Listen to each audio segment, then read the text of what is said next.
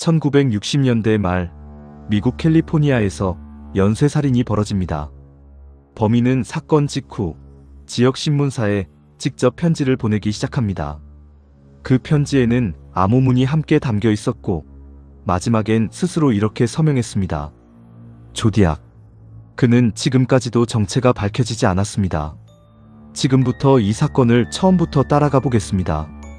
1968년 12월 캘리포니아의 한 외딴 주차구역에서 젊은 커플이 차 안에 있었습니다.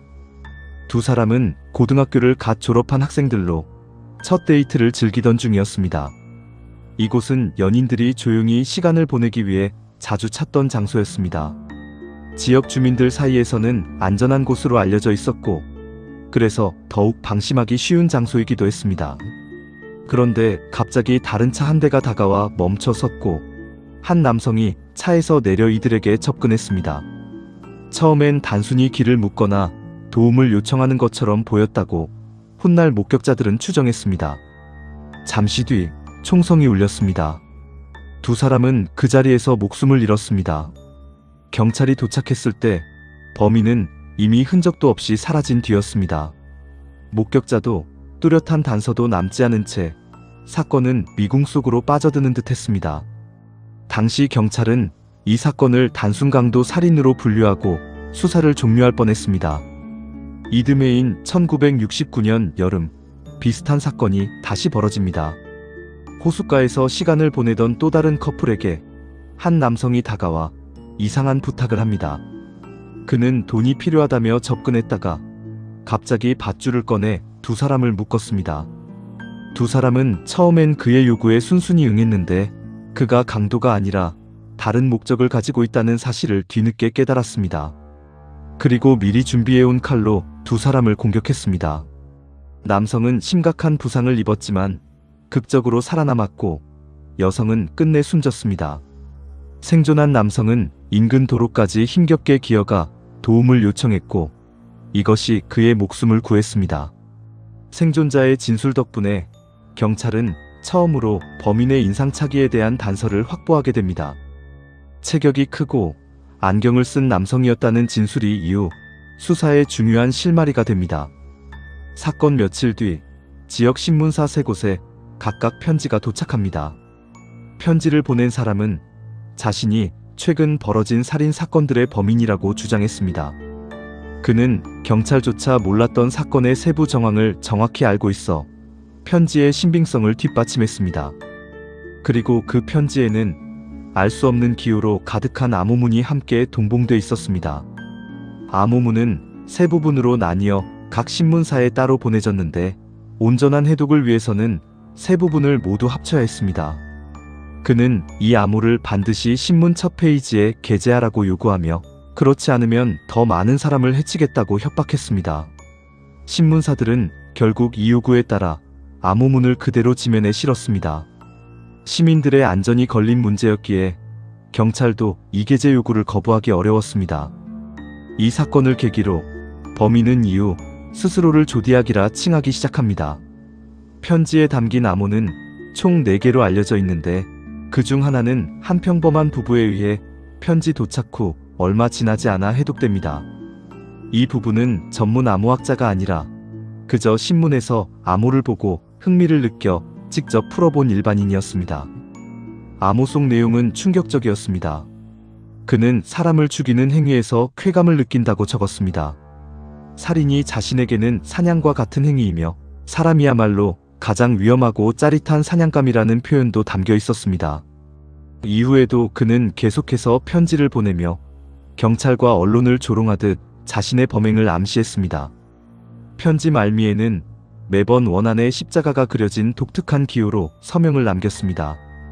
같은 해 가을, 그는 이번엔 대낮에 공원에서 또 다른 커플을 공격합니다. 이번에는 특이하게도 두건이 달린 옷을 입고 가슴에 원안에 십자가가 그려진 기호를 매단 채 나타났습니다. 그는 처음에 자신이 탈옥한 죄수이며 돈과 차가 필요하다고 말하며 커플을 안심시켰습니다. 하지만 곧 태도가 돌변해 두 사람을 밧줄로 묶은 뒤 흉기를 꺼내 들었습니다. 그는 총으로 두 사람을 공격했고 이번에도 한 명은 숨지고 한 명은 크게 다친 채 생존했습니다. 이 사건 이후 그는 직접 경찰에 전화를 걸어 자신이 범인임을 알리기까지 했습니다. 전화기 너머 그의 목소리는 놀라울 정도로 차분했다고 당시 통화를 받은 경찰관은 회고했습니다. 경찰이 통화 발신 위치를 추적했지만 그가 이미 자리를 뜬 뒤였습니다. 같은 해 10월 그는 샌프란시스코 시내에서 택시기사를 살해합니다. 이 사건은 인구가 밀집한 도심 한복판에서 벌어졌다는 점에서 시민들에게 더 큰 충격을 안겼습니다. 범행 직후 그는 서두르는 기색도 없이 태연하게 현장을 벗어나 걸어갔다고 알려져 있습니다.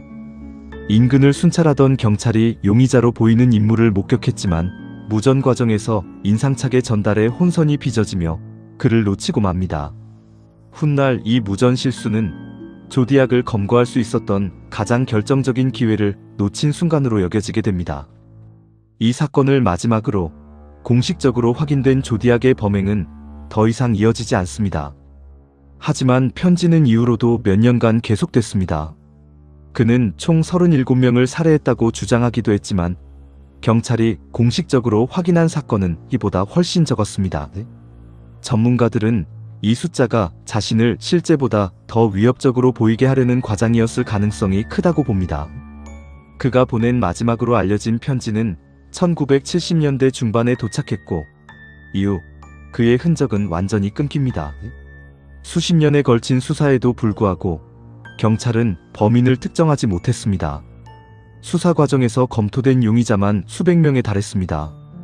여러 명의 유령 용의자가 거론됐는데 그중 가장 많이 언급된 인물은 아서 리 앨런이라는 남성이었습니다.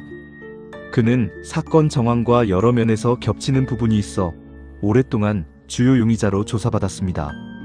지인들의 진술에 따르면 그는 평소 폭력적인 성향과 함께 암호에 대한 남다른 관심을 보였다고 알려져 있습니다. 하지만 확보된 필적이나 지문 증거가 완벽하게 일치하지는 않았고 그는 1992년 사망할 때까지 공식 기소되지 않았습니다. 이후에도 여러 아마추어 연구자와 저널리스트들이 각자 다른 용의자를 지목했지만 결정적인 증거로 이어진 경우는 없었습니다. 일부는 유명 영화 감독이나 작가를 용의자로 지목하기도 했는데 이 역시 추측 수준에 머물렀습니다.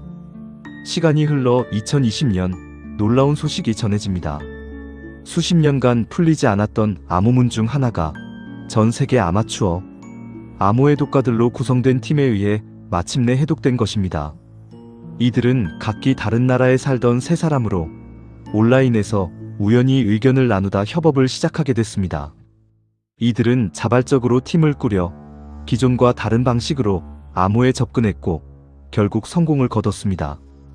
해독된 내용은 대체로 이전 편지들과 비슷하게 살인에 대한 자신의 생각을 담은 것으로 확인됐습니다. 그는 죽음 이후 사후 세계에서 자신이 희생시킨 사람들이 자신의 노예가 될 것이라는 기이한 믿음도 함께 적어뒀습니다. 다만 이 암호 해독이 범인의 정체를 밝혀내는 데는 결정적인 역할을 하지 못했습니다. 여전히 마지막 남은 암호 하나는 지금까지도 완전히 풀리지 않은 채 남아있습니다. 최근에는 최신 유전자 감식 기술을 활용한 재수사 시도도 이어지고 있습니다. 편지 봉투에 남겨진 미세한 흔적에서 유전자 정보를 추출하려는 시도가 여러 차례 있었지만 아직 확정적인 결과로 이어지지는 못했습니다. 시간이 너무 많이 흐른 탓에 증거물의 보존 상태 자체도 수사에 큰 걸림돌이 되고 있습니다. 경찰은 이 사건을 공식적으로 미제 사건으로 유지하고 있으며 여전히 제보를 받고 있습니다. 스스로 이름을 붙이고 스스로 암호를 남기고 스스로 세상을 조롱했던 그 사람은 결국 스스로 사라졌습니다. 50년이 넘도록 그가 누구였는지는 여전히 아무도 확신하지 못합니다. 여러분은 이 사건이 언젠가 풀릴 수 있다고 생각하시나요? 댓글로 여러분의 생각을 들려주세요.